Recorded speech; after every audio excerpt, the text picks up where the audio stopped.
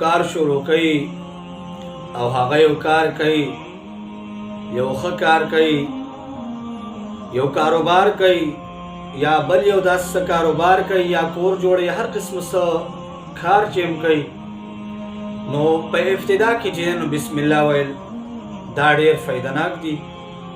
او بسم الله ویل دی انسان ته څومره فایده ورکوي. آیا انسان کله بسم الله ووایي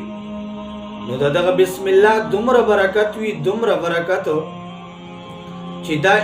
انسان کوم کاروبار هم د شروع کړی، کوم کار شروع کړی، نو رب کائنات دغه کار چې نو به برکت سر ته رسوي.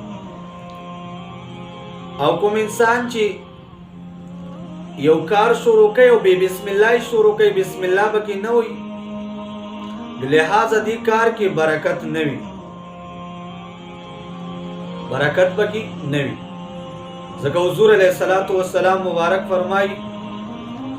کل امر زبال لم يبدأ ببسم الله فهو اقطع اجزا. حضور علیه الصلاۃ والسلام مبارک فرمایي کوم انسان چې یو کار شروع کی او هغه بسم الله اون وای، بسم الله پکې پریدو، بسم الله اون وای، نو حضور پاک علیه الصلاۃ والسلام مبارک څه فرمایي دا انسان چې کوم کار شروع کړي دا لنډې بوچې وي، دا سر ته نه رسي. او کوم انسان چې بسم الله وای او بسم الله د یو کار په ابتدا کې شروع کی، نو حضور علیه الصلاۃ والسلام مبارک فرمایي دا کار او دا کوم کار چې دی انسان شروع کړي دا څه کوي، دا به سر ته به برکت سر راسي.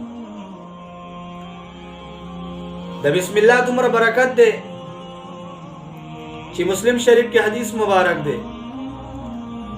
دا حضرت حذیفه رضی الله تعالی عنہ نے روایت دی. فرمایي چې حضور علیه الصلاۃ والسلام مبارک فرمایل چې کله انسان طعام خوري، روټي خوري، او دا په دغه ټیم کې بسم الله اون وای، د دې په ابتدا کې بسم الله اون وای، نو حضور علیه الصلاۃ والسلام مبارک فرمایي د انسان دا کم طعام چې خوري،